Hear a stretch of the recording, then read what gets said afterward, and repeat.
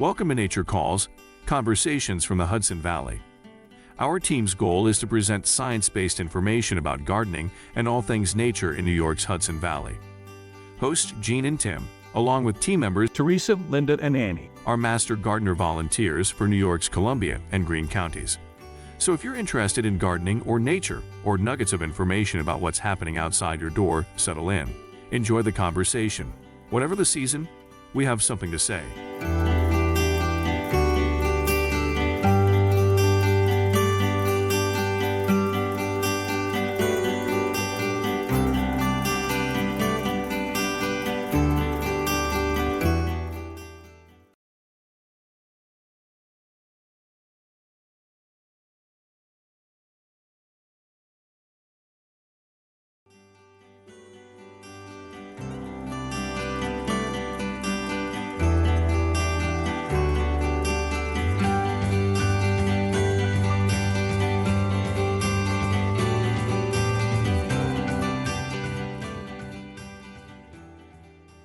Welcome back to Good Plant, Bad Plant, where we focus on 2 plants per episode. One that's ecologically valuable, and one at the other end of the spectrum that's invasive or a noxious weed. Thus, Good Plant, Bad Plant. I'm your host, Tim Kennelty. In this episode, we're going to explore 2 plants that are fairly common in the landscape. The good plant is actually a group of plants, the dogwoods of the genus Cornus, and the bad plant many people just consider a common weed, but it's actually a really destructive invasive, and that is garlic mustard. So, as always, let's start with the good guys, the dogwoods. Dogwoods include a large group of shrubs and small woody trees, all in the genus Cornus. The genus also includes a group of what might be called sub-shrubs, fast-growing plants that die down to the ground in winter and then sprout back in the spring from buds at the base of the plant. Some of these, like bunchberry, can actually be used as ground covers. There are about 50 different species of dogwood, and many are native to our area. What almost all dogwoods have in common is that they provide multi-season interest with attractive spring flowers, colorful berries in mid to late summer devoured by birds, and often brilliant fall color. Growing conditions for dogwoods are going to depend upon the species you're planting. Most people associate the term dogwood with the commonly named flowering dogwood, or Cornus florida. This is a small to medium-sized deciduous tree often used as a specimen because of its beautiful white or pink spring flower bracts, colorful fruit, and attractive fall foliage. This tree, which can often be seen in the understory of our local woods, suffers from a variety of diseases and insect pests. However, there are quite a few disease-resistant cultivars. One of my favorites is Appalachian Spring, which is said to be highly resistant to anthracnose and powdery mildew. I have 2 in my landscape, and I found them to be vigorous, beautiful, and disease-free. One of my favorite native dogwood trees is Cornus alternifolia, often referred to as pagoda dogwood because of its lovely pyramidal habit. This is a beautiful tree that can tolerate a good deal of shade with small white flowers in spring and blue-black fruit in late summer. I have a pagoda dogwood growing just behind my screen porch, and in July I just sit and watch the wood thrushes, catbirds, and cedar waxwings devour the berries, usually in one day. In fact, more than 35 species of birds eat the fruit of this tree. And let's not forget the shrubs. Like flowering and pagoda dogwoods, shrubs such as gray dogwood, silky dogwood, and red twig or red dozier dogwood may be a bit more wild in habit and look, but they all have great spring flowers for pollinators, attractive and nutritious fruit for the birds, and many are host plants for butterflies and moths. All of these are fairly easy to grow, with best results in well-drained soil and part to full sun.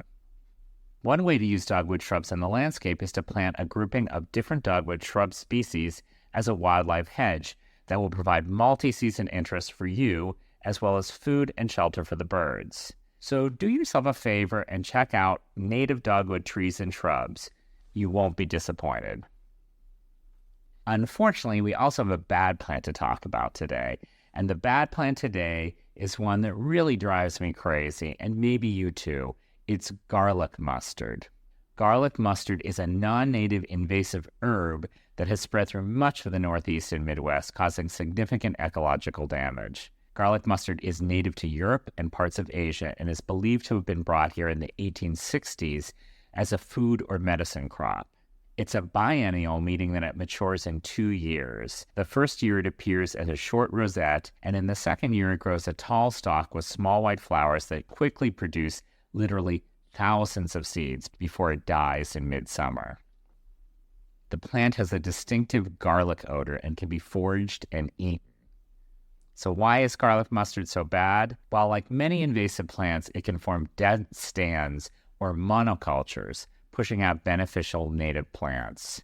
Garlic mustard is especially detrimental because it produces thousands of seeds that can be viable in the soil for up to 10 years. It's also allelopathic, which means it can inhibit growth of other plants. And because most insects and mammals won't eat it, this plant can quickly become dominant in the landscape. One of the most effective methods, especially with smaller stands of garlic mustard, is hand pulling. This is best done in spring when the ground is soft and before the plant has produced flowers or seed. This is really a long-term process. I feel like I've been pulling garlic mustard in my own garden since the beginning of time, but it's well worth it if you can gain just a bit of control. With larger stands, chemical controls may be considered. I'm going to include some links to help you identify and manage this noxious plant, and as always, it's really best to know your foe here. So that's it for another edition of Good Plant, Bad Plant. And remember, as a gardener, you can make a difference. If you want to support wildlife in your garden, plant natives. You're listening to Nature Calls, conversations from the Hudson Valley. Welcome back to Good Plant, Bad Plant, where we focus on 2 plants per episode, one that's ecologically valuable and one that's at the other end of the spectrum, that's invasive or a noxious weed. Thus, Good Plant, Bad Plant. I'm your host, Tim Kennelty. In this episode, we're going to talk about a good plant and a bad plant that both smell really nice. However, one of them is a butterfly magnet, and the other can actually physically harm you. I think I know which one I'd want in my garden. So the good plant, you may have guessed, is actually a group of plants, the milkweeds, and the bad plant is none other than the thorny multi-flora rose. So we'll start with one of my favorite groups of plants, the milkweeds. Let's first talk about the common and Latin names of this plant. The Latin name for milkweed's genus Asclepias is derived from Asclepios, the Greek god of medicine, because some of the milkweed species have a history of medical use for wart removal and lung disease. And note that weed is part of the common name. Many native plants such as ironweed, sneezeweed, and butterfly weed were thought of as weeds because they were abundant and rapidly spread in disturbed areas, even though they have significant ornamental and wildlife value. So don't judge a plant by only its common name. Milkweeds have gained recognition in recent years, and rightly so, because they're the only host plant for monarch butterflies. Yes, you heard it right, the only plant that monarchs will lay their eggs on, and the only leaves that monarch caterpillars will eat to survive are milkweed leaves. And since monarchs' numbers are declining at an alarming rate, milkweed should be at the top of your list for inclusion in the garden. And if that's not enough, milkweed flowers are rich in pollen and nectar and are extremely attractive to native bees, wasps, and beetles, as well as a large number of butterfly species, in addition to monarchs. In fact, more than 400 different species of insects are known to feed on some portion of this plant. The good news is that there are more than 70 different species of milkweeds in North America, and no matter your cultural conditions, there's most likely a milkweed for you. The most common milkweed is, common milkweed, or Asclepias syriaca. This is a tough plant that likes full sun but can tolerate a variety of different soils. It's got a deep taproot, so once it's established, it's really not going anywhere. I happen to love this plant for its bold looks and beautiful scent, and I really let it grow wherever it wants to, but I certainly understand that some people think it's a bit too aggressive. If you have a wet area, like around a pond, you might want to try swamp milkweed. Also an unfortunate common name for a beautiful, well-behaved plant with deep pink flowers. And if you have drier, well-drained soil in hot sun, check out butterfly weed, with all the same benefits as common milkweed, but in a smaller, less aggressive plant with bright orange flowers. So if you're serious about helping the monarchs and want an easy care, beautiful plant, make sure you include milkweeds in your garden. Now for a bad actor, the dreaded multi-flora rose. I guess not really dreaded so much since it was actively planted for a century in the US. This invasive perennial shrub from Asia was first introduced in this country in the 1860s as rootstock for ornamental rose breeding programs. By the 1930s, the USDA was actively promoting the multi-flora rose to be planted in large numbers in the Northeast and Midwest for erosion control, wildlife enhancement, and to deter roaming animals. Even as recently as the 1960s, some states' conservation departments were encouraging its planting for wildlife along highways and to reduce headlight glare. Well, now we know in retrospect, really what were they thinking? Multi-flora rose has become one of the most pernicious invasive plants, quickly forming impenetrable thickets, pushing out native plants and shrubs, and inhibiting nesting birds. This is a really tough foe. In early summer, it produces multiple fragrant white or pink blossoms. Great, but that's the end of the good news. A single plant can produce up to 500,000 seeds per year dispersed by birds and other fruit-eating animals. The seeds can be viable in the soil for up to 10 years. It's a monoecious plant producing both male and female flowers, so a single plant can quickly turn into a colony. And there are really no effective herbivores eating this plant. Really, can you blame them? It's covered in sharp thorns that curve towards the base of the cane, so you can easily be impaled by just passing by. So what can you do if you find a multi-flora rose on your property? Regular pulling, digging, mowing, and cutting this beast can keep it at bay, but this is, like most invasive controls, a multi-year project. Some folks are even using goats and sheep to manage this plant on their properties. Chemical controls are also an option, and I'll include some links with more information on that. There are no commercially available biological controls, although rosette disease, which causes witch's broom, can kill infected plants. The best defense is always early detection and removal. So get out there and not only smell the roses, but make sure you don't have this invader in your yard. That's it for another edition of Good Plant, Bad Plant. And remember, as a gardener, you can make a difference. If you want to support wildlife in your yard, plant natives. You're listening to Nature Calls, conversations from the Hudson Valley.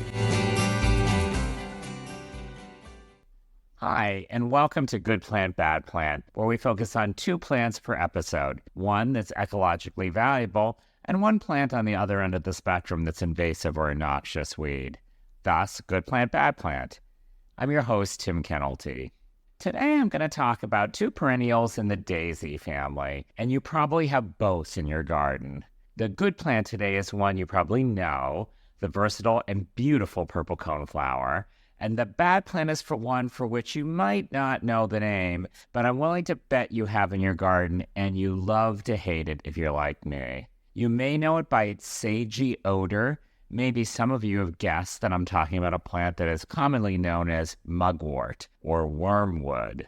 So, as usual, let's start with the good guy, or guys, because there are so many coneflowers out there to choose from. There are actually several native coneflowers, and that's where we often get into trouble using common names. Today, I'm really talking about Echinacea purpurea, probably the best known and definitely the most tinkered with by the breeders. Let's start with a little history. For hundreds of years, Native Americans in the plains used Echinacea as an antiseptic, an analgesic, and to treat poisonous insect and snake bites, toothaches, sore throats, wounds, and communicable diseases such as mumps, smallpox, and measles. In the 1700s, early European settlers began using Echinacea root for medicinal purposes when one of the first recorded uses in 1762 was for saddle sores on horses. It began being used in Europe for medicinal purposes in the late 1800s. Echinacea comes from the Greek echinos, meaning spiny, or like a hedgehog, an allusion to the spiny brownish central disc, and the specific epithet purpurea, meaning reddish-purple. Purple coneflower is an herbaceous perennial native to the central and eastern half of the United States. It can grow up to 3 to 4 feet tall, with the straight species producing pinkish-purple flowers that bloom from early to late summer. This is a plant that many of us refer to as a workhorse pollinator. First, because it is relatively low maintenance with a long bloom time of up to 6 weeks. It can grow in a variety of soils, is fairly drought tolerant, and will bloom in full or partial sun. And for the most part, deer and rabbit resistant, although I've had some hungry deer nibble on it. But probably most importantly, the native bees, beetles, and butterflies just love it. It's another plant that I make a beeline to, and pun intended here, to find and photograph interesting insects and beautiful butterflies in my garden. And when it's done blooming and goes to seed, it's a magnet for goldfinches and other seed-eating birds. So if you want to feed the birds or make new plants, don't deadhead all those flowers. The breeders have gone a bit crazy with this plant, introducing cultivars in a variety of sizes with a wide range of colors from whites, yellows, deep pinks, greens, and even oranges, with all kinds of double flower shapes. I find some of this to be a bit much. Note that with all this hybridizing, many of these cultivars sacrifice hardiness and in some cases lose all their ecological benefits. So if you're planting purple coneflower not just for beauty but also for pollinators, you really should stick to either the straight species, or if you can't find that, one that is close, like Magnus or Ruby Star, or even Picobella. Mount Cuba has done a wonderful trial of many different coneflower cultivars, rating them on a wide variety of characteristics, including attractiveness to pollinators. I'll include a link to the findings in the show notes. You must know by now that purple coneflowers are just about my favorite native flowering plant in the garden. They're easy to grow, with bold, beautiful flowers. They last a really long time, and they will have your pollinators swooning. What's not to like? And now it's time to talk about the plant with a nasty name and even nastier disposition, mugwort or wormwood. Its Latin name is Artemisia vulgaris. Not that much better, right? Mugwort is a perennial herb that is considered to be highly invasive. Sale of this plant is prohibited in New York State. Mugwort was introduced to North America by European settlers who brought it in for medicinal purposes. Seed may have been introduced to North America as early as the 16th century by Jesuit missionaries in Canada. Mugwort grows 2 to 5 feet tall and is found throughout the eastern United States in a variety of areas in turfgrass, pastures, woodland edges, roadsides, just about anywhere there's a disturbance, including probably your garden, unfortunately.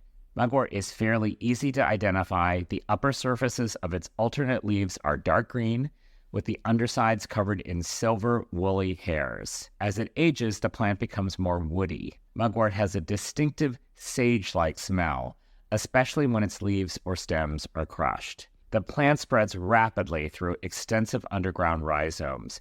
Plants can easily regenerate with just a small piece of rhizome, and a single plant can produce up to 200,000 seeds. Yikes. So why is this plant so bad? Well, like so many invasives, once you find it in your garden, it's really difficult to eliminate. It's a noxious weed in turfgrass and in nurseries. In fact, it may hitch a ride to your garden in a nursery container, so be vigilant. Because it is so vigorous, it can easily displace native species and disrupt ecosystems. Management of this plant can be extremely challenging, especially because of its dense root system. I can't resist hand pulling, but this is not really a very effective control, as one small fragment of rhizome can easily resprout. It can tolerate sustained mowing and is not terribly susceptible to most herbicides. One method that you might try is solarization of larger areas with clear plastic. I'll include some links to help you identify and at least attempt to manage this beast. As always, it's really good to know your foe. So that's it for another edition of Good Plant, Bad Plant. And remember, as a gardener, you can make a difference. If you want to support wildlife in your yard, plant natives. And do yourself a favor and watch out for those invasives, especially the mugwort.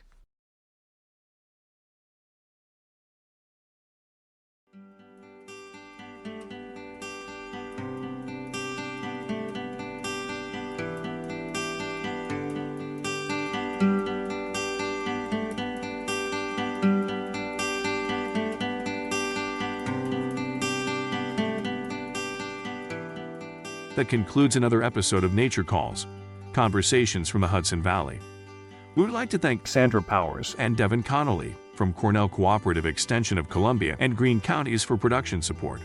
And a special thank you to our listeners for joining us on this episode of Nature Calls, Conversations from the Hudson Valley. You can find links to any of the topics mentioned in this episode at our website at ccecolumbiagreen.org. Comments and suggestions for future topics may be directed to us at columbiagreenmgb@cornell.edu or on the CCE Master Gardener Volunteers of Columbia and Greene Counties Facebook page. For more information about Cornell Cooperative Extension of Columbia and Greene Counties, visit our website at ccecolumbiagreen.org or visit us in Hudson or in Acra. Cornell Cooperative Extension provides equal programming and employment opportunities